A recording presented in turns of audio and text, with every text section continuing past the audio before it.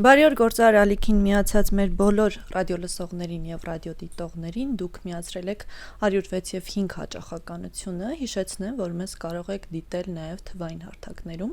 սա թարմուղեղով զրույցն է իսկ մեր տաղավարում Արսեն Թորոսյանն է աշխատանքի եւ սոցիալական հարցերի նախարարը բարեւ ձեզ պարոն Թորոսյան շնորհակալ եմ որ մեր տաղավարում եք ճիշտ է դուք ասուլիս ունեցել եք արդեն տարվա սկզբին բայց կան հարցեր որոնք կուզեմ այս տաղավարում մեր լսարանի համար եւս քննարկենք Հուսամ ժամանակ կմնա թեժ քաղաքական հարցերի եւս կանդրադառնանք աղքատությունը երկրում շարունակում է ստաբիլ մնալ այն ստաբիլությունը այդ մասով մենք միշտ ունենում ենք ինչ եք անում այս ուղղությամբ այդ կառավարությունն էլ է խոստովանում որ մենք խնդիր ունենք այս մասով ինչ աշխատանք է տարվում երևի Ճիշտ ասած, ես ճիշտ ասած չի ասի, որ մնում է կայուն կամ շարունակում է կայուն մնալ, որովհետև կայուն նշանակում է առանց որևէ փոփոխությունների, իսկ մենք ունենք փոփոխություններ եւ դրա մասին խոսում եմ ոչ թե ես, ոչ թե քաղաքական գործիչները կամ ոչ միայն քաղաքական գործիչները, այլև պարզ հաշվարկները եւ թվերը։ Թվերը խոսում են նրա մասին, որ մենք 24 թվականի տվյալներով արդեն իսկ ունենք շատ էական նվազում ծայրահեղ աղքատության, որը ըստ էության վտանգավոր կամ ամենաէական հարցն է, որովհետև աղքատությունը ինքնին շատ բազմաբաղադրիչ եւ բազմավեկտոր մի հասկացություն է, որի մեջ ոչ միայն եկամուտն է հաշվարկվում քաղաքացիների ստացած, այլև բազմաթիվ այլ կոմպոնենտներ, սկսած տարբեր ծառայությունների հասանելիությունը, կրթություն, առողջապահություն, ենթակառուցվածքները, որտեղ որ դու ապրում ես եւ այդ առումով մի քիչ գնահատականներն են տարբեր էլի, կարող են տարբերվել, բայց ծայրահեղ աղքատությունը դա այն է, երբ որ դու փաստացի քո առօրյան կենցաղը վարելիս տարական հարցեր լուծելու հնարավորություն ունես կամ չունես, շատ տարական բաների մասն է խոսքը։ Եվ մենք այդ առումով ունենք առաջընթաց 24 թվականի տվյալներով մենք արդեն ունեինք 0.5% ծայրահեղ աղքատություն, որը 25 թվականին ես վստահ եմ, որ ավելի ցածր է լինելու, թեև 25-ը ավարտվել է, բայց արդյունքները լինելու են 26-ի աշնանը, որտեվ ազգային վիճակագրական ծառայությունը այդ ժամանակը կարողանում ամփոփել։ Եվ գիտեք, նաև կան այդ թվերից բացի նաև ոչ ուղղակի ցուցիչներ, որ իրավիճակը գնալով լավանում է, թեև կան չլուծված խնդիրներ, այսինքն գիտեք, մեզ հաճախ մեղադրում են, ասում են, որ դուք ասում եք լավանում է, բա այս խնդիրը, իհարկե կան խնդիրներ, ու երբ որ ինչ որ բան ասում եք լավանում է, դա չի նշանակում, որ լավացե վերջացել է, այսինքն ամեն ինչ լավ է, իհարկե ամեն ինչ լավ չէ, դեռ շատ խնդիրներ կան լուծելու, լավանում է աշխատատեղերի աճով, որտեղ աղքատության հաղթահարման ըստ էության ամենահիմնական գործիքը դա աշխատանքն է մենք ունենք աշխատատեղերի աճ եմ խնդրում որ ձեզ ընդհատում եմ վերջին ամիսներին կամ գոնե վերջին 1 տարվա ընթացքում ես պարբերաբար լսում եմ դժգոհություններ որ աշխատանք չենք կարողանում գտնել գիտեք ես էլ պարբերաբար ասենք քիչ առաջ ի՞նչն է խնդիրը լավ տեսեք էլի խնդիրը այդ մարդկանց կոմպետենցիայի մեջ է ուրիշ ոչ մի բանում խնդիր չկա որտեվ ես քիչ առաջ հանդիպում էի օրինակ մեր երկրում դեսպաններից մեկի մեր երկրում հավատարմագրված որ խոսում էինք այդ երկրից Հայաստան աշխատանքային միգրացիայի մասին եւ այդ միգրացիան կարգավորելու եթե Հայաստանում աշխատանք չլինի ինչ գործ ունեն այլ երկրի քաղաքացիները գան եւ աշխատեն Հայաստանում կարող եք ինձ բացատրել մի ժամանակ մենք էինք գնում ասում են այն գումարը որոնք որ այստեղ աշխատում են բավականացնում է իրենց երկրում չի կարող բավականացնել չի կարող դա բավականացնել որովհետեւ նախ արդեն թվերը խոսում են տենց օրական 10000 եւ ավելիի մասին այդ սովորական աշխատակիցների մասին որոնք տարբեր գործեր են անում ոչ թե նեղ մասնագետները հա առաջ մենք էինք գնում ուրիշ երկրներ աշխատելու արտագնա աշխատանքի հա թեև հիմա էլ են գնում մեր որոշ հիմա մեր երկիր գալիս են արտագնա աշխատանքի հասկանում եք դա խոսում է նրա մասին որ աշխատատեղը կա, բայց դրան համապատասխան աշխատող չկա։ Այո, մենք ունենք աշխատանք փնտրող բազմաթիվ քաղաքացիներ եւ այդ թվերի մասով էլ սա առիթ կլինի կանդրադառնամ, բայց իրանք մի մասը չի ուզում աշխատել, անկեղծ պիտի ասեմ, ինչքան է որ սա բան այդքան էլ պոպուլիստական հայտարարություն չլինի, մի մասն էլ չի կարողանում այդ աշխատանքը կատարել, մենք պետք է զբաղվենք դրանով, նրանց հմտությունները բարձրացնենք տարբեր ծրագրերով, որպեսզի նա կարողանա այդ աշխատանքը կատարել։ Բայց վերադառնալով թվերին, հա, մենք ամեն ամիս եւ այս պահին մենք ունենք դեռևս նոյեմբերի թվերը աշխատատեղերը, որտեղ հունվարի հաշվետվությունները, դեկտեմբերի հաշվետվությունները հունվարի 20-ով են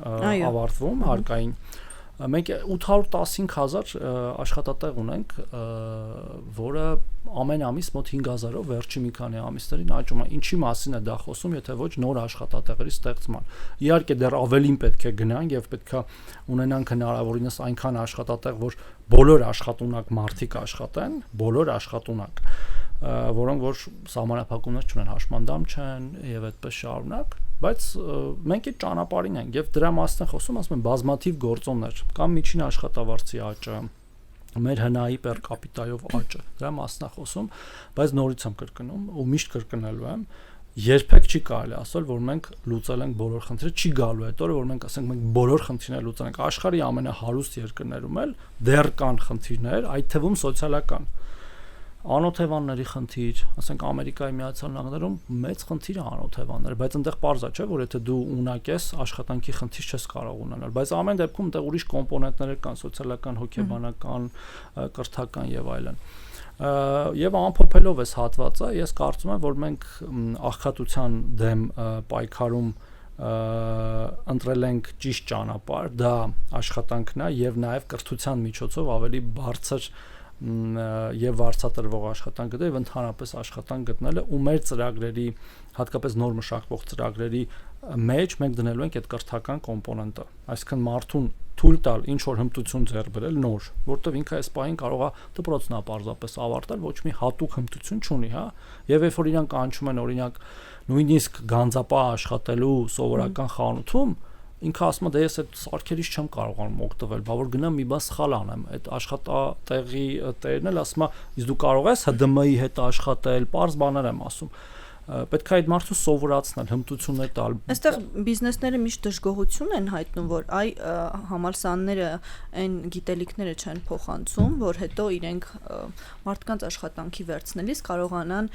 միանգամից այդ մարդուն ներգրավել աշխատանքում, այսինքն մեկ փուլել է պետք նվազագույնը, որպեսի պրակտիկայում այո տիրապետեն այդ ամենին, եւ սա խնդիր է, շատ բիզնեսներ ասում են, որ իրենք այդ ուսուցման ծրագրերը իրականացնում են իրենց աշխատողներին կրթելու համար։ Ոնց է շատ կարևոր կետի հասակ, ես տեսեք խոսում եի դեռ միջնակարգ կրթություն ունեցող մարդկանց մասին, մենք ցավոք սրտի քաղաքացիներ ունենք, որ նույնիսկ միջնակարգ կրթություն չունեն, այսինքն դա խնդիր է, բայց կա։ Եվ մի կարճ անդրադարձ անեմ նրան, որ այս ընդհանրապես աղքատության կամ սոցիալական իրավիճակի բարելավումը, տեսեք, ինչ բազմա կոմպոնենտ այդտեղ կա, կրթության նախարարության դերակատարումը ԿԳՄՍ-ի, որտեղ նաև մասնագիտությունների եւ միջին մասնագիտական բարձրագույն մասնագիտական բաների հաստատությունների եւ նաև մասնագիտությունների պետության կողմից ֆինանսավորվող մասի հատկապես խնդիր կարող լինի, որտեղ ասում ես դու ես մասնագետն ես ֆինանսավորում, բայց բիզնեսին ուրիշ մասնագետ է պետք եւ վերջացած ձեր ասածը, որ այո դու տեսական գիտելիքներ ես ստանում, բայց հետո հետո չգիտես։ Էկոնոմիկայի նախարարությունը ամենամեծ դերը ունի ընդհանրապես զբաղվածության մասով, որտեղ նույն բոլոր մեր տնտեսական ծրագրերը, այդ աշխատատեղերի աճ, որ ասում ենք, չէ, այդ տնտեսական զարգացման շնորհիվ է տեղի ունենում, որի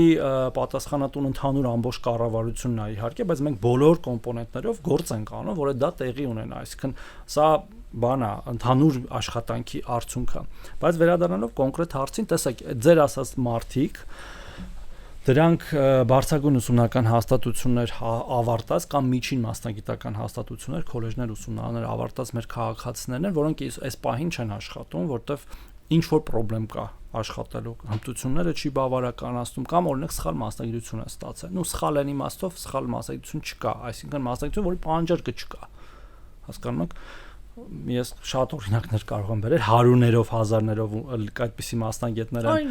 ավարտում, որոնք այդքան այս պահին պահանջարկ չունեն ու հետո ասում են դա ինչի ես չեմ կարողանում։ Հիմա իմ նախկին մասնագիտություն կամ իմ մասնագիտությունից պիտի բերեմ, օրինակ բուժքույր, օրինակ բժիշկ։ Մենք հարյուրավոր, հազարավոր բուժքույրեր, բժիշկներ ենք ամեն տարի ավարտում բուհերը, որոնց կարիքը այս պահին մեր համակարգը չունի, որտեղ հագեցած է, գերհագեցած է, հա։ Բայց դրա կարգավորումն շատ բարդ է, որտեղ եթե դու սկսես քչացնել այդ մասնագիտություններով ընդունելությունը, դու բուհերի կենսունակության վրա ես անդրադառնում, բուհերը կարող է իրենց չկարողանան պահել, որտեղ այդ ընդունելությունը նաև գումար է նշանակում վարձեր վճարովի սովորողների համար պետության կողմից։ Բայց դա ստացվում է, որ հանրության հաշվին է, չէ՞, տեղի ունենում։ Իհարկե, բայց այդտեղ փոքր երկիրների եւ ընդհանրապես խնդիրն է, որտեղ եթե անկեղծ գնաս մինչև վերջ, կարող է պարզվի, որ որոշ բուհեր քեզ պետք չեն, հասկանում ես, բայց դու չես կարող դες բանել, որտեղ իրանք այնուամենայնիվ պետք են։ Պետք չեն կարճաժամկետ, բայց պետք են երկարատև։ Մեխանիզմ աշխատացնելու համար։ Այո, որովհետև ինչ որ մի փուլում դու ունես գերհագեցում, բայց եթե հանկարծ դադարես աշխատել, հետո չես կարողանալ վերաթողարկել, հա։ Բայց ես ինչ եմ ուզում ասեի։ Այդ խմբ քաղաքացիները ընդհանրապես համաշխարհային մակարդակով զբաղվածությունով զբաղվող գործակալությունների, նախարարությունների կենտրոնում պետք է լինեն, իրանք կոչվում են ոչ չսովորող եւ չաշխատող երիտասարդ քաղաքացիներ, իրանց պետքա հատուկ ուշադրություն, որտեվ եթե հանկարծ իրանք ավարտելուց հետո մի քանի տարի չաշխատեն, իրենք ամբողջությամբ դուրս են մնում աշխատաշուկայից, որտեվ հետո դժվար է վերականգնելը, դրա համար մենք հենց հիմա մի ծրագիր ենք մշակում, որ պետքա խթանենք նոր ավարտ, ինչ որ տարիքի է, էլի, սահմանափակում նոր ավարտների աշխատանքի տեղավորումը, խրախուսելով գործատուներին իրենց վերցնել աշխատանքի, որտեղ ձեր ասածով, հենց եւ դա ճշմարտությունն է, գործատուները ավելի լավ գիտեն իրեն ինչ կարելի է մի քանի ամիս սովորացնել, որ ինքը մտնի աշխատանքին, քան թե մենք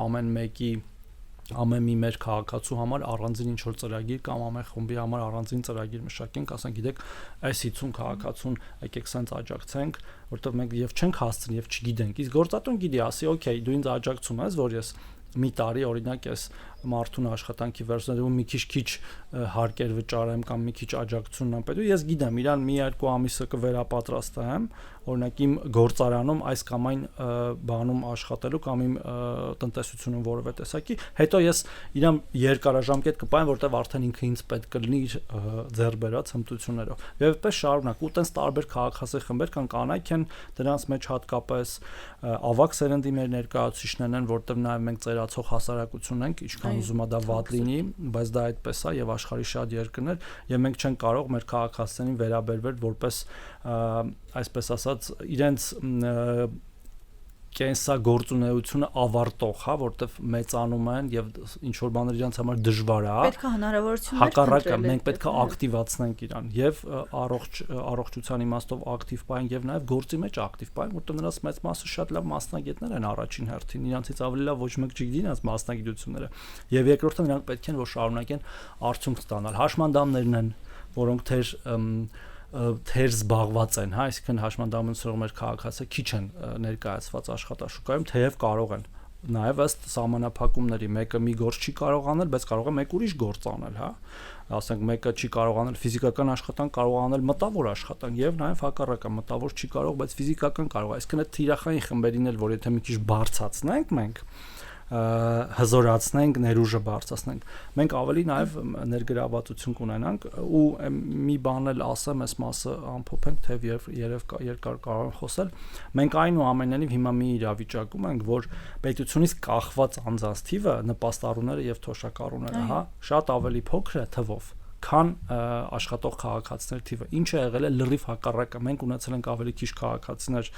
աշխատող, քան նպաստ ստացող։ Հիմա թվերն էլ ասեմ, 815,000-ի դիմաց մենք ունենք մոտ 660,000 կենսաթոշակառու եւ նպաստավոր եւ ըստ էության աշխատող քաղաքացիներն են վճարում այդ բոլոր քաղաքացիների եւ կենսաթոշակը եւ նպաստը։ Պարոն Թրոսյան, մի խնդիր եմ ես նկատում, հաճախ եմ զրուցում այն բիզնեսների հետ, որոնք օրինակ կոշկակարությամբ են զբաղվում, այդ ուղղությամբ են հմտացած կամ, չգիտեմ, ոսկերչության մեծ զարդերի արտադրության ու միշտ խնդիր կա այդտեղ, ասում են օրինակ չկան համապատասխան ոսկերիչներ, չկան համապատասխան կոշկակարներ։ Վերջերս մի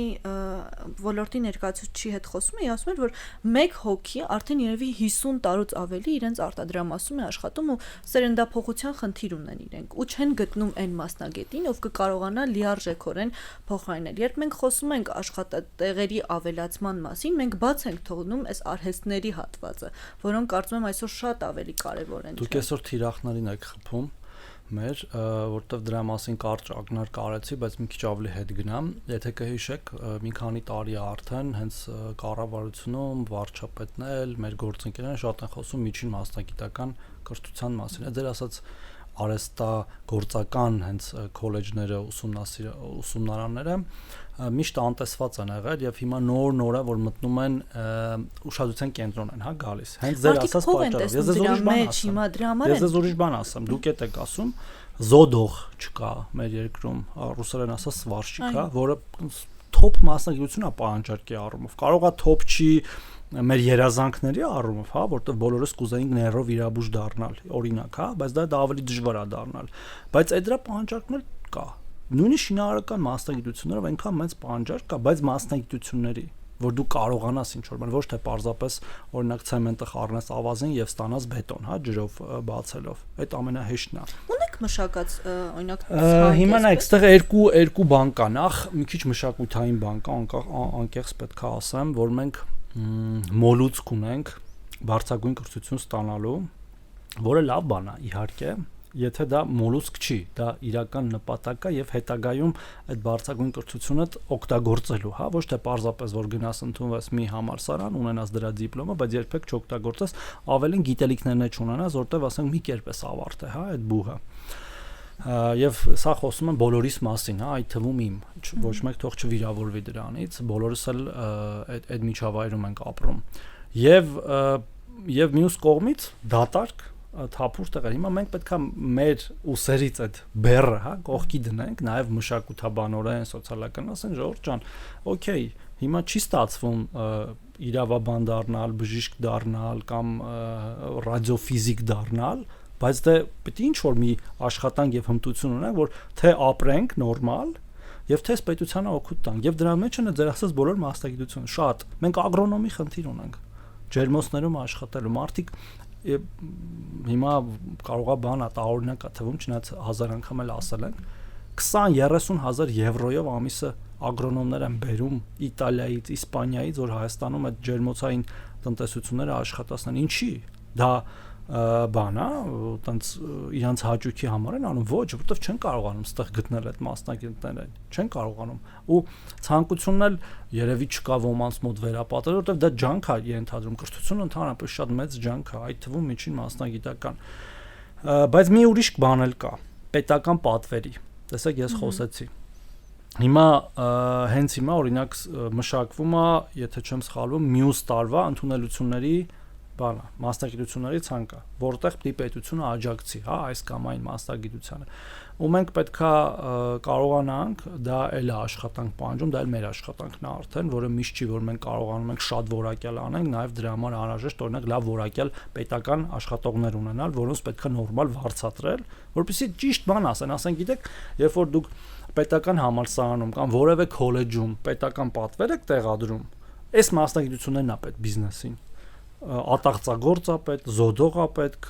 կոշկի վարպետ է պետք, լավ իմաստով ոչ թե պարզապես վերանորոգող, այլ նոր կոշիկ կարող, ոսկերիչ է պետք եւ նաեւ կրթական ծրագրերը պետք է այնպիսին լինեն, որ ավարտելուց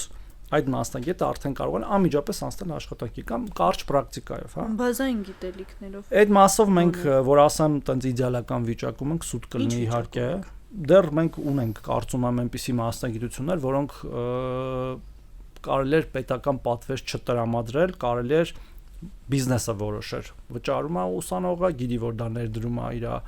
կրթության մեջ, վաղը հետա ստանալու։ Ու հիմա մենք օրինակ ազգային ինստիտուտ ունենք, հենց մեր նախարարության ենթակայության տակ, ես իրանց առաջ խնդիր եմ դրել, որ այդ պահանջարկ առաջարկի այդ բալանսը հասկանանք մենք, լավ ի վերջո մենք կարողանալու ենք մեր գործընկերներին կրթության, գիտության, մշակույթի եւ սպորտի նախարարությունից, որ իրանք են այդ առաջ տան, բայց իրանք էլ ամբողջությամբ ինֆորմացիաս կարողա չլինեն, դա էլ է գիտական աշխատանք ենթադրում։ Մենք նաեւ դի տրենդեր նայենք, հասկանում եք, մենք հիմա խոսում ենք այսօրվա վիճակի մասին, բայց հիմա մի քիչ էլ եկեք 5 տարի հետո նայենք, արհեստական բառականությունը փոխելու ամբողջությամբ աշխատաշուկան։ Մասնագիտություններ են վերանալու ընդհանրապես։ Արդեն վերանում են։ Հա, ասենք թարգմանիչ կարող է պետք չլինի, հասկանում եք։ Հիմա ես հենց հիմա կարող եմ հեռախոսս միացնել, մենք իրար հետ խոսանք, ինքը զուգահեռ ձեզ անգլերեն գրեթե իդեալական կասի այն ինչ որ ես ասում եմ։ Եվ մենք դա էլ պետք է հաշվի առնենք։ Ու այդ ամեն ինչը այնքան դինամիկ process է, դու նաև պետք է հասցնես, հա։ Եւ նախքին չարածդ հասցնես արած, եւ մի հատ էլ առաջանցիկ տեմպերով գնաս ասես մի րոպե լավ 5 տարի հետո ես այս թարգմանիչներին, որ այս լեզվի մասնագետներին, հա։ Հիմա կան, չէ, բազմաթիվ բուհեր կան, ավարտում են շատ լավ որակյալ մասնագետներ են, բայց վաղը ոչ մեկ չի վերցնելու գործը իրանց։ Եսը չեմ վերցնելու։ Ես հենց հիմա իմ բաները, երբ որ օրինակ նայում եմ իմ ելույթները, հա, տարբեր միջազգային հարթակներում գրում են մերոնք աշխատակազմում, ես դնում եմ մի հատ բանով արհեստական բանականության վրայով անցնում եմ որոշ ուղումներ եմ անում արագ։ Ես չեմ ոչ մեկ չի պահելու բազմաթիվ մասնագետ, այդ մարդիկ ինչ են անելու դրա մասին պետք է մտածենք։ Պետքա վերավորակավորվեն այլ պետքական մասնագիտությունների, նաև հենց արհեստական բանականությունը օգտագործելով։ Էլ չասած ռոբոտիզացիան։ 26 թվականի համար ինչպիսի հատկացում եք նախատեսել այդ ուղղությանը եւ առհասարակ ոնց եք պատկերացնում այս տարի ինչ աշխատանք պետք է այդ ուղղությամբ անեք։ Հենց հիմա խոսելով ակնհայտ է որ խնդիրներ կան, պետքա դրանք լուծվեն։ Հենց հողի վրա է ասում, որտեվ մենք հիմա ստացել ենք այդ բանը, նախագիծը, դրա վրա պետք է աշխատենք, պատասխան տանք, ասենք գիտեք, կարծում ենք, որ սրանից պետք է քիչ լինի, սրանից շատ լինի, բայց նորից եմ կրկնում, դա էլ է ծանր բարդ աշխատանք ու միշտ չի, որ արդյունքը քեզ գոհացնելու է, որտեվ նաև ինչ որ սովորություններ էլ կան, գիտեք։ Եվ նորից եմ կրկնում, դու հիմա մտածում ես այս տարվա ընդունելության մասին, բայց այդ մասնագետը ավարտում է մի 4-ից 6 տարի հետո, եթե հաշվենք բակալավր մասնագետ, հետո ինքը մինիմում մի 20-30 տարի ավել, 40 տարի կարա աշխատի, չէ՞։ Դու պատկերացնում ես, ես 40 տարի հետո չգիտեմ ինչա, ոչ մեկ չգիտի ինչ առնելու, ինչ մասնագիտություններ։ Այսինքն ինքը ինչքան էլ որ մենք հասկանում ենք խնդիրը, բայց միշտ չի որ խնդրի լուծումը շատ հեշտ է, երբ որ դու խնդրի ախտորոշումը դնում ես, բայց ուզում եմ ասեմ, որ մենք սրա մասին պիտի խոսանք ու այս կլիշեներից պիտի ձերբազատվենք, որտեվ հիմա օրինակ նույնիսկ այս ինտերվյուն կարա քննադատության արժանանա տարբեր բաներով, ես գիտեմ արդեն որ կետերը ոնց, հա, չնայած հասկանալով ասում եմ, որտեվ կարծում եմ, որ այս թափանցիկ աշխատելավոճը եւ ընդհանրապես հանրային բանավեճը, հանրային բանավեճը, որ վաղ օրինակ հիմա իմ տղան էլ պետք է ավարտի, աղջիկս ավելի շուտ ավարտում, ես նույնիսկ իրանց մասով վստահություն չունեմ իրանց ընտրած մասնագիտությունները ինչքանով են արդիական լինելու այն ժամանակ, երբ որ իրենք պետքա մտնեն աշխատաշուկա։ Ուստեղ է նաև գալիս այդ մշտական վերապատրաստվելու կամ վերակրթվելու հնարավորություն ունենալը, որտեղ դրա մեջ ամոթ բան չկա, հակառակը դու նոր հմտություն, նոր գիտելիք ես ձեռք բերում ժամանակի պահանջներին համահունչ։ Դու ժամանակին եղել ես, ասենք, պատմաբան, որը կարևոր գործ է, բայց հիմա պատմաբանների կարիք կարծես թե չկա, որտեղ նույնիսկ արհեստական բարության այդ հարցն է լուծում։ Կարդում է արխիվները, բացում է, բանը անում, թվայնացնում են, մատենադարան են թվայնացնում, չգիտեմ, այլ գրադարաններ են թվայնացնում, ու դրա համար էլ պետք չի առանձին։ Դու պետք է դառնաս գոնե արհեստական բանականությունը օգտագործող մասնագետ, որը կարողանում է ճիշտ բաներ գրել, հարցումներ գրել։ Հարցումներ գրելն էլ է առանձին մասնագիտություն, որտեղ սխալ բան ես հարցում, սխալ պատասխան է տալիս։ Եվ պետությունն էլ պետք է կարողանա այդ թիրախային խմբերին նախապես հնարավորինս շուտ ախտորոշել, ասել այս խումբը պրոբլեմա ունելու, արի մտածեմ այս խմբի հետ ինչ անեմ։ Իհարկե բիզնեսն էլ ստեղ դեր ունի, որտեղ բիզնեսը միշտ ավելի ճկուն է, միշտ ավելի շուտ է դիրքավորվում այդ մոտալուտ փոփոխություններին ու ասում է, օքեյ, ես հիմա կոդ գրող ունեի 20-30, բայց հիմա կոդ գրողներն են դառնում ժամանակավրա, որտեղ արհեստական բանականությունը կոդ էլ է գրում, հասկանում եք։ Այդ կոդը մաքսիմում ստուգող է պետք, ասենք տեստավորող է պետք, QA է պետք, չնայած QA-ներն են արդեն AI-ով անում ու այդպես շարունակ։ Ու այդ դինամիկ process-ով մենք պետքա ոնց որ ճամփորդություն է, պետք է այդ ճամփորդությունով գնանք, որ ժամանակի կոնկրետ պահին հնարավորինս լավ արդյունք ունենանք։ Այ կան մասնագիտություններ, որոնք հնարավորություն են տալիս on-line տարբերակով աշխատել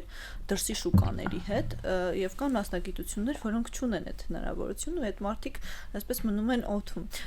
Այդ մասով ո՞նց եք պատկերացնում, այ ո՞նց անել, որ հնարավորությունը կապերը ստեղծելու ամեն կերպ լինի, որ մարդիկ այլընտրանք միշտ ունենան աշխատանքի երկրորդ տարբերակ, որովհետեւ եթե օրինակ չի բավականացնում այսքան աշխատավարձը մեր շուկայում, հնարավորություն լինի զուգահեռ այլ կերպ Այս տեսեք շատ կարևոր հարց եք բարձրացնում երկու տեսանկյունից նախ on-line-ը նաև աշխատանքի հարմարավետություն է նշանակում հաճախ ու ես դες անկեղծ պիտի ասեմ օրինակ մեր նախարարությունում վերջին ընդունված փոփոխությունների շնորհիվ որ մենք թույլ տվեցինք որ աշխատանքը նաև կատարվի հեռակա ես բազմաթիվ աշխատակիցներ թույլ եմ տալիս շաբաթը մեկ օր աշխատել տնից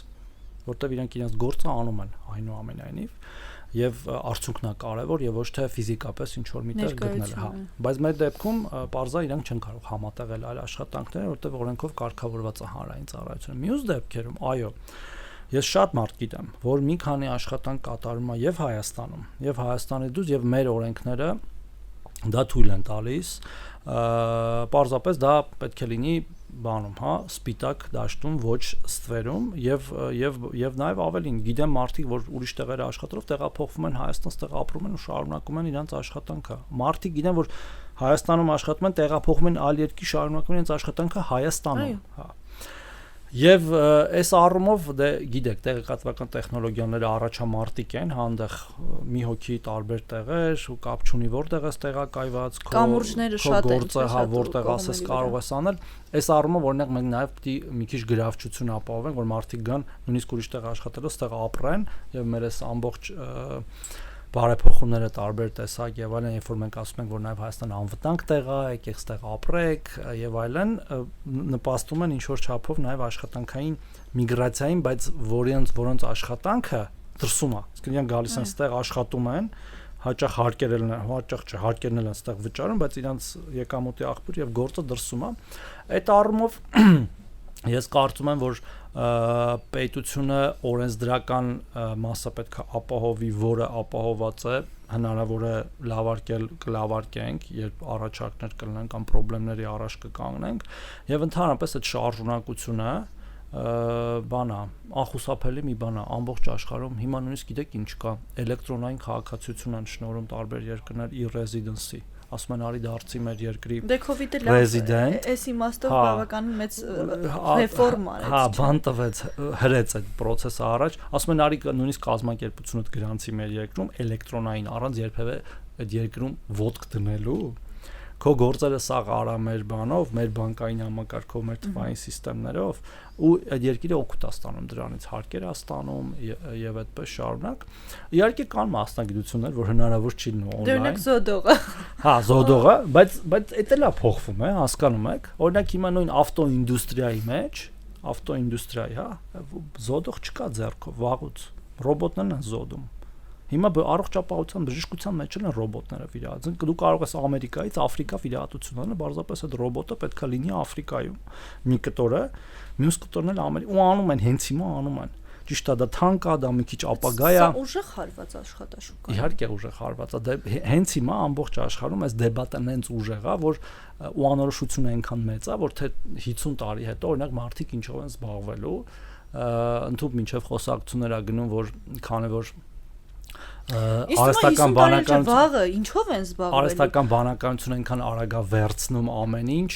որ պետքա մտածել այդ բաներ, բազային եկամտի մասին, շատ երկրներում խոսում են, ասում են, որտեղ պետքա բոլորին ինչ որ բազային եկամուտ տալ,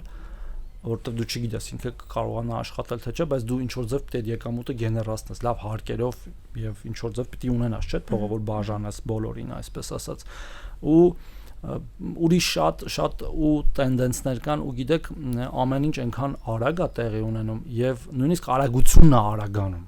այսինքն նույն արագությամբ չի, եթե վերջի մի տարում AI-ում փոխվել էր X% ինչ որ բան, այս տարի 2x-ա փոխվում, այս տարի 3x-ա փոխվում եւ պետք է հասցնես։ Ինչ ժամկետների համար պետքա պլանները կազմել։ Այ միշտ քննադատվում է այն, որ հրշեջային քաղաքականությամբ է, չէ՞, ամեն ինչ իրականացվում։ Այ պրոյեկտելով էս ամենը իրար հետ փորձելով մի դաշտ բերել։ Արդյոք տեղ-տեղ պետքա նաև այդ քաղաքականությամբ շարժվել։ Գիտեք, դա ոչ մեկ չի չեղարկել, ինչպես ասում են, եթե խնդրեմ կա, պետքա լուծես, եթե խնդրեմը վերահասա, այսինքն հասել է,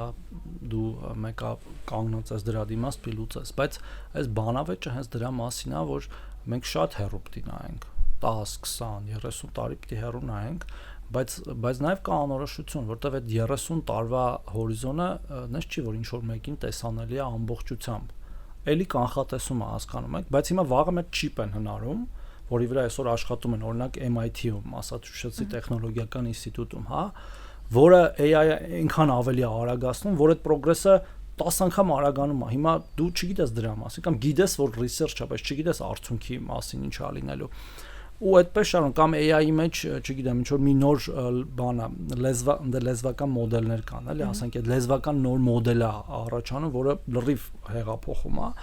եւ իրոք այնքան արագ է գնում, նույնիսկ չես հասցնում հետևել լուրերին։ Ես ասում եմ, արդեն հիմա մեր կյանք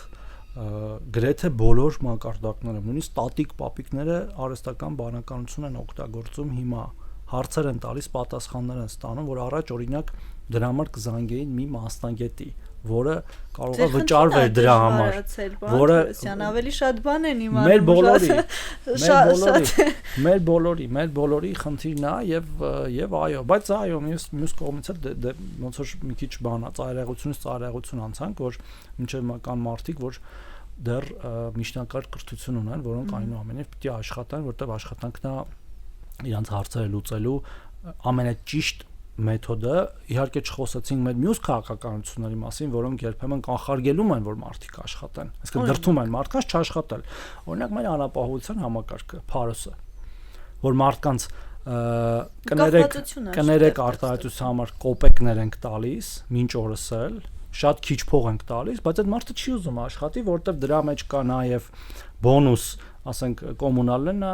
մաչելի, բոնուս առողջապահությունն է անվճար եւ այդպես շարունակ մի քանի բոնուսներ, ասում է չէ, ես չեմ ուզում աշխատեմ, աշխատելու դեպքում էլ չեմ գրանցվի, ապօրինի կաշխատեմ, որ հանկարծ չզրկվեմ այդ անապահովությունից։ Ես դա իհարկե նաև քաղաքական բան եմ տեսնում, կոմպոնենտ ժամանակին ներդրված, բայց մենք հիմա բարեփոխում ենք այդ համակարգը եւ աստիճանաբար անցնում ենք հենց էլի զբաղվածության վրա կենտրոնացած համակարգի, մարդուն աշխատանք ենք առաջարկելու հատուկ էլի թվային համակարգերով, եթե ինքը հրաժարվի դուրս է գալու, դուրս է մնալու համակարգից։ Եթե չհրաժարվի, շատ ավելի լավ կգնա կաշխատի, իր հարցերը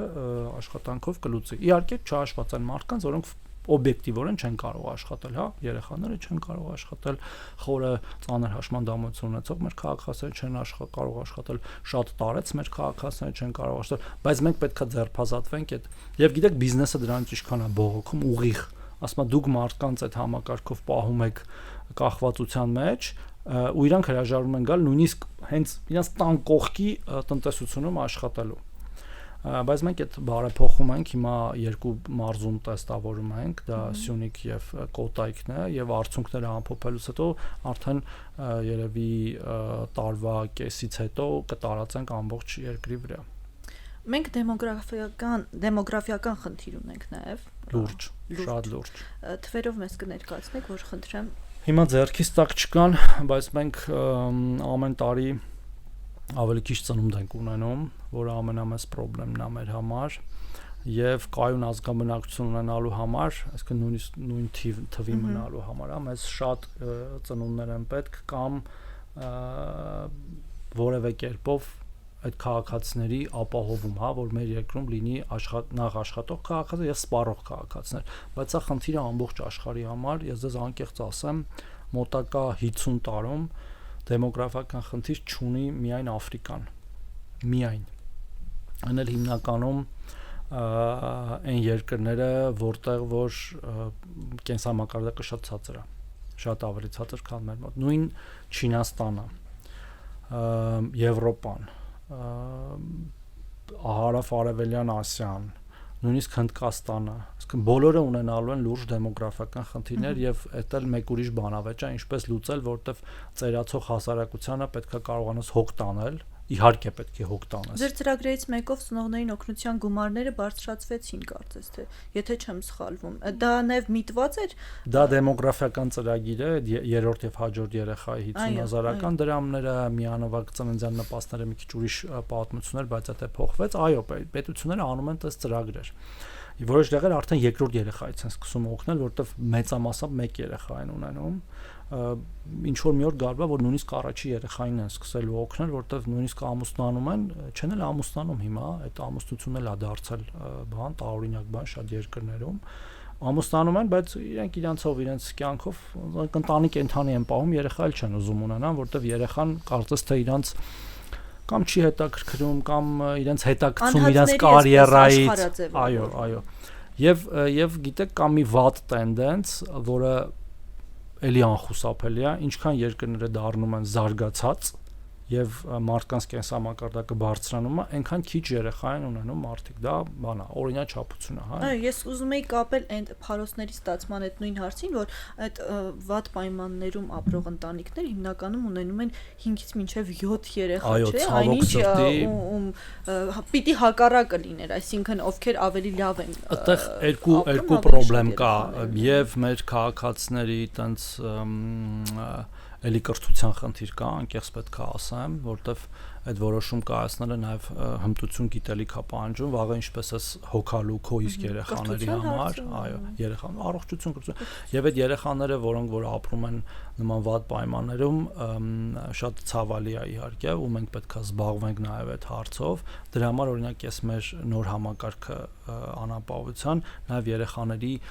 իրական թվով եւ կարիքներով հաշվարկված, ու մենք հաճախ շատ դեպքերում մենք ընտանիքներ ունենք այդ պիլոտով, որ մինչև 200,000 դրամ օրինակ վճարում ենք նպաստ, էլ չասեմ, որ այդ մյուս բաներն էլ վճարվում, երրորդ եւ հաջորդի համար 50,000-ները, որը իդեպ այդ վճարով կարող է դառնալ մինչև 60,000։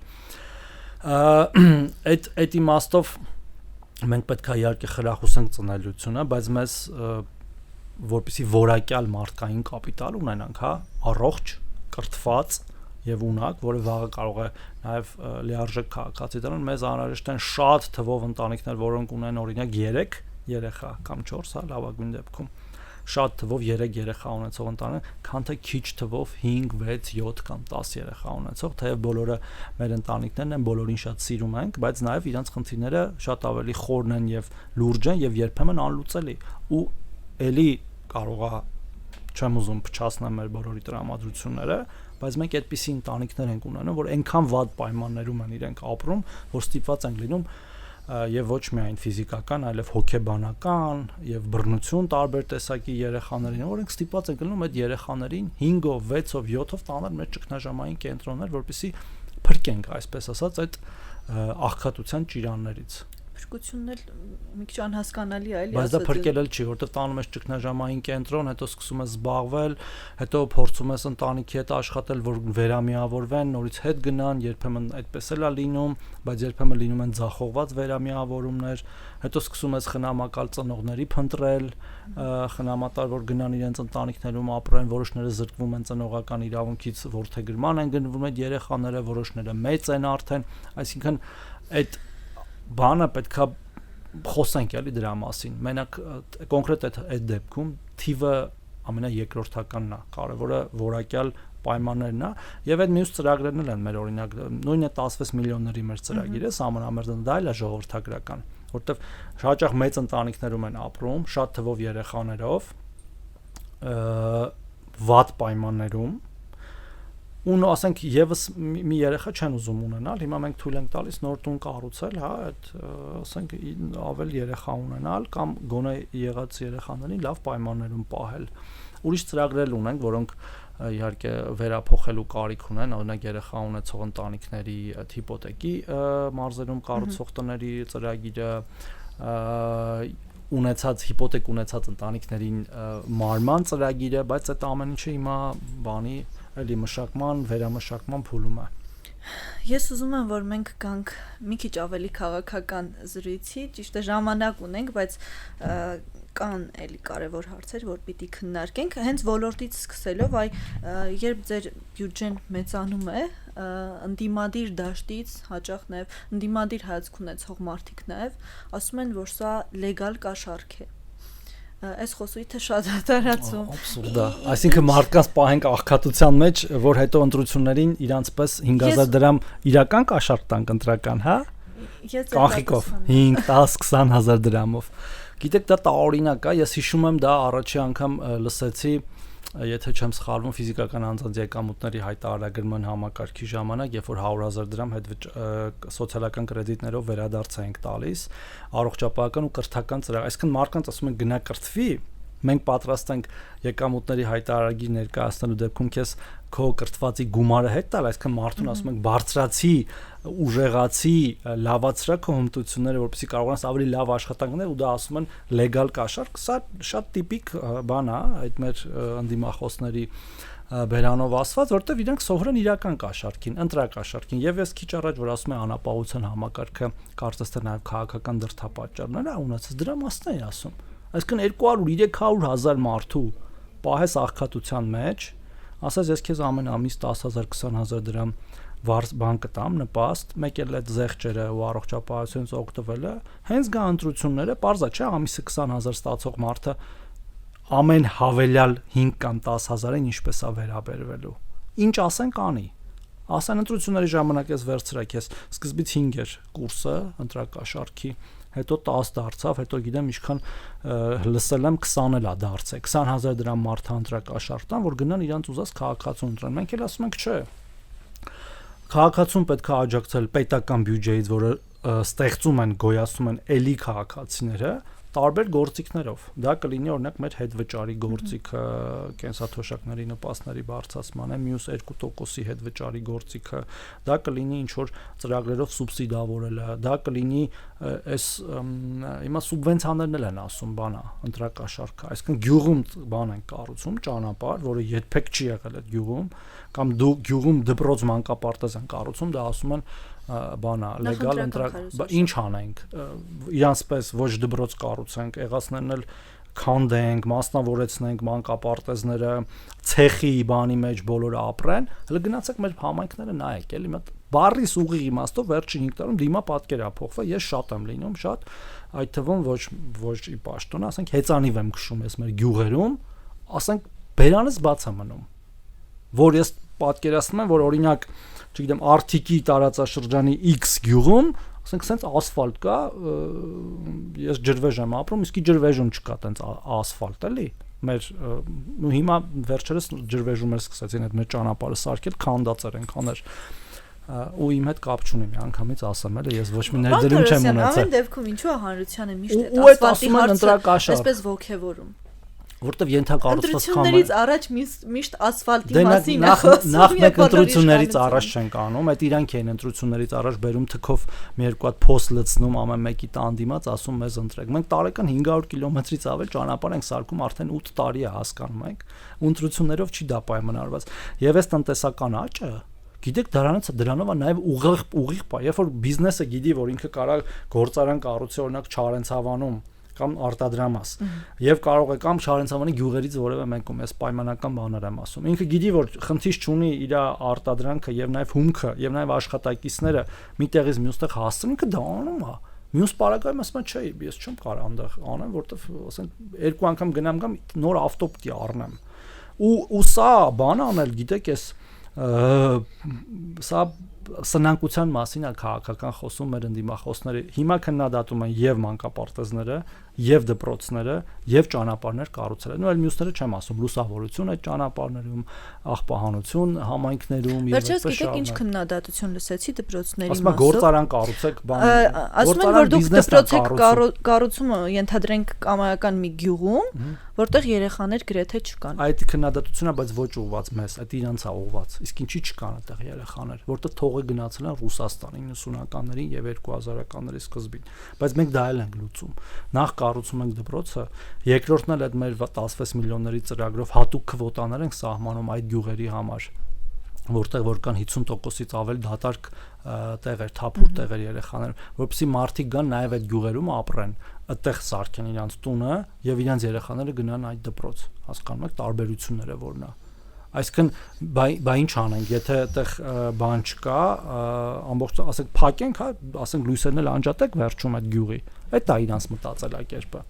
ու մի հատ էլ կարճ անդրադարձ ճանապարհ գործարան թեմային, ասում է դպրոց մի կառուցեք,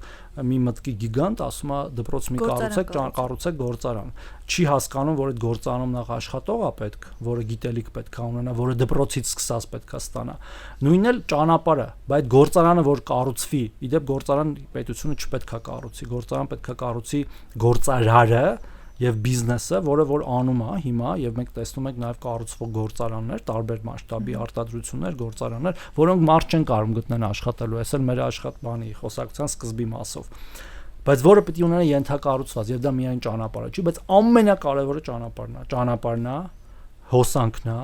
ջուրն է, գազն է, որը լինի, ու դրա համար մենք նաև առանձին ծրագիր ունենք ենթակառուցվածքներ ներդրման դիմաց, այդ էկոնոմիկայի նախարարության ծրագիրն է, ասում է դու եթե կկառուցես այստեղ գործարան, որտեղ չկա ճանապարհ, հոսանք, գազ, բան, ես այդ իմ կողմից կբերեմ, ու այդ ամեն ինչը հնարավորինս արագանալով աշխատում է, այսինքն այդ ամեն ինչը աշխատում է, չեմ ասում աշխատել վերջացրել, նորից եմ կրկնում, բայց աշխատում է։ Բայց որից դժգոհ են, որովհետև գիտեք, իրենք ուրիշ բան, որովհետև չեն կարողանում գալ ուրիշ բան ասել։ Այն բանն էր, իրական Հայաստան, պատմական Հայաստան բանավեճները այդտեղ տանուլ տվեցին, հիմա մտել է մի բանավեճի դաշտ, որը էլի տանուլ են տալիս, որովհետև սխալ բաներ են, իրանք ուրիշ բան պետք է ասեն, հասկանում եք, բայց չեն կարող, մենք չենք, հիմա հուշեն թող ասեն։ Իրանք պետք է ասեն, որ մենք ոչ թե 500 կիլոմետր ասֆալտ կանենք կամ ճանապարհ կա, այլ 1000 կիլոմետր ճանապարհ կկառուցենք, ոչ թե 500 դպրոց կկառուցենք, այլ 1000 դպրոց կկառուցենք, բայց ունակ չեն հասկանում, որտեղ այդտեղ էլ են պարտված, քանի որ ժամանակին դա չեն արել, մի անգամից բռնվում է իրանց սուտը։ Այ նոր մարդիկ կարան ասեն, բայց մենք էլ դա կասենք, դե մենք ոնց որ ված չենք անում այդ ամեն ինչը, ժողովուրդը կորոշի, ուզում է անփորձ մեկին վստահել այդ գործը կարևոր, թե փորձված արդեն։ Այս թեմայով եւ ամենակննարկվող հարցերից մեկը տարվա որպես ամփոփում այն էր, որ падգամավորները պարգևավճար ստացան 3 միլիոն, եթե չեմ սխալվում, ասում են նաեւ ավելի պետական աշխատողները շատերը էլի պարգևավճարներ եւ այս հարցը քննարկվում է այն ֆոնին, երբ մենք էլի խոսելով աղքատության մասին ուզում եմ էլի բերենք կապենք այս երկու թեման միմյանց, դուք մի օրինակ եք բերել ձեր էջում հրապարակելով լայվը ու համեմատում եք, որ 18 թվականին, երբ նոր էիք նախարար դարձել, հիվանդանոցներից մեկում տեսել եք ինչ վատ իրավիճակ ա տիրում, Պարոն Թորոսյան, ամեն դեպքում որքանով եք արդարացված համարում մեր պետության համար այդ խնդիրները, որոնք կան, առկա են, մենք դրանց մասին երկար խոսեցինք, այդ ֆոնին մարդիկ ստանան մեծ գումարներ։ Դա անարդարության զգացումը ամեն դեպքում առաջացնելու եւ ճեղքեր են լինելու։ Եկեք բան, էլի ռուսերեն ասած պապոլոչկա, դարակներով դասավորենք, հա։ Ինչա եղել։ Առաջինը ոչ մի բան թաքուն չի արվել, մենք 3 անգամ մինիմում սրա մասին հրապարակային խոսել ենք, մի անգամ պետական ծառայողների համաժողովին վարչապետն ասել ու 2 հատ կառավարության նիստ ա եղել, բաց հրապարակային սրա մասին խոսել ենք, այդ մեկ,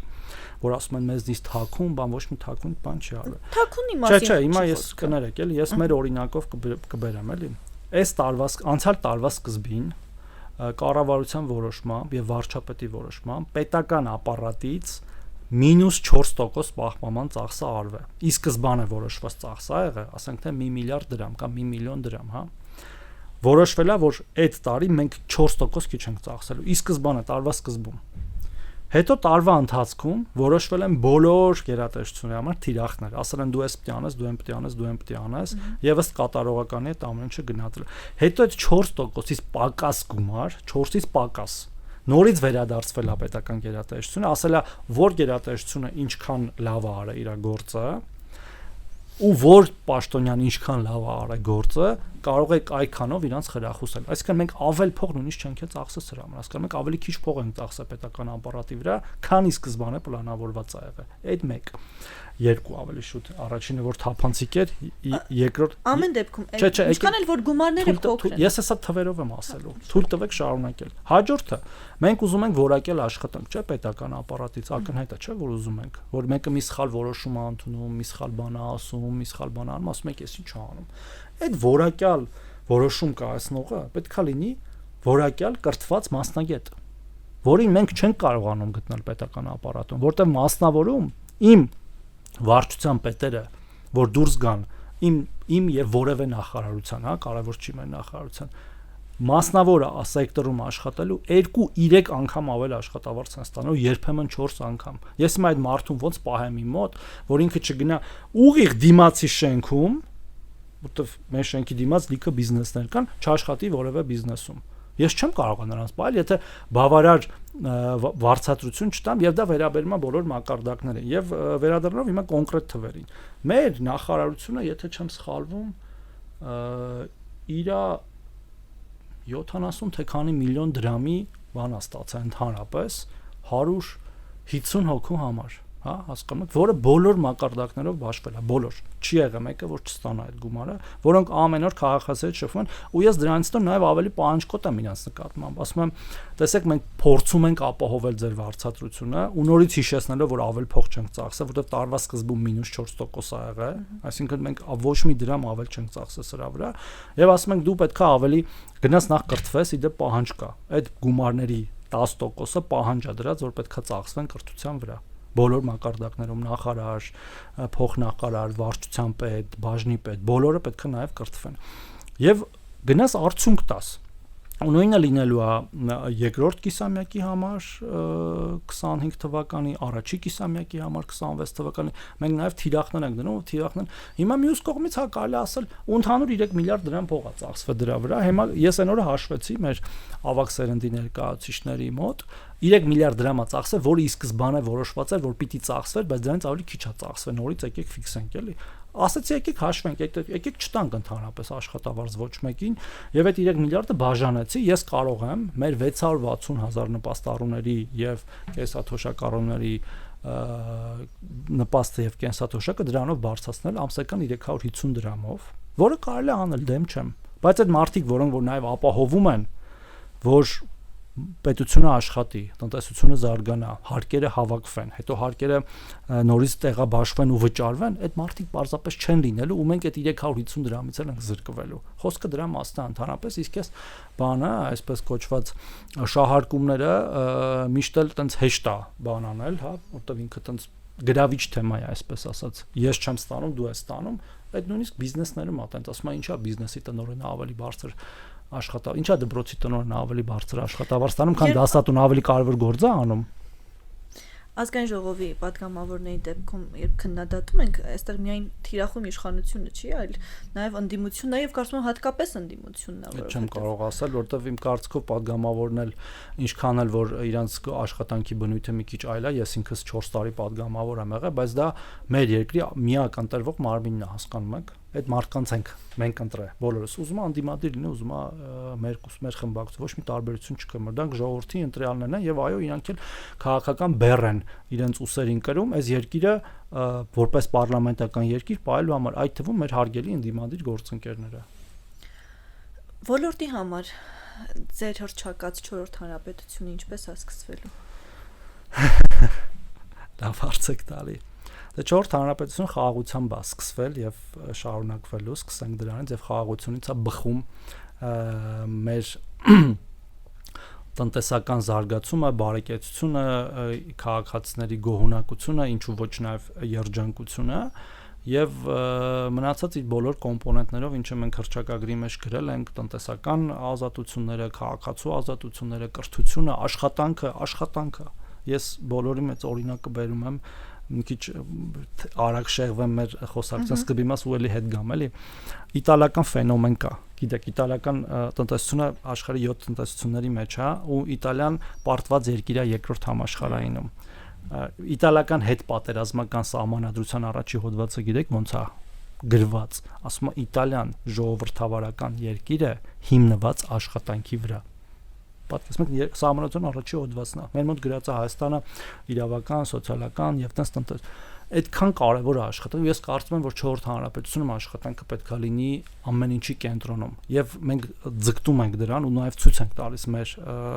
բանով, քաղաքականություններով ու նաև այդ նույն այդ այսպես կոչված խրախուսման ֆոնն էլ էր դրա վերաբերել։ Աշխատանքի խրախուսումը, լավ ես աշխատե, լավ ես վարձատրվում, վատ ես աշխատե, վատ ես վարձատրվում։ Ու այդպես գնալու ենք առաջ իր բոլոր ատրիբուտներով՝ կրթություն, աշխատանք, խաղաղություն, տնտեսություն, նորից կրթություն, աշխատանք, այդ ամեն ինչը կրկնվող ցիկլեր են։ Դե վարչապետն ասում է լավ աշխատեք, որ լավ ապրեք։ Վարչապետը չի ասում, ինձ թվում է դա հին ասացվածք է, պարզապես վարչապետը կրկնում է եւ ճշմարտացիորեն է կրկնում։ Շնորհակալ եմ զրույցի համար։ Թարմ ուղեղով զրույցն եք լսում կամ դիտում, իսկ թարմ ուղեղով իմ զրուցակիցներ աշխատանքի եւ սոցիալական հարցերի նախարար Արսեն Թորոսյանը ձեզ համար աշխատեց Մոնիկա Մամյանը, կհանդիպենք լավ եղեք։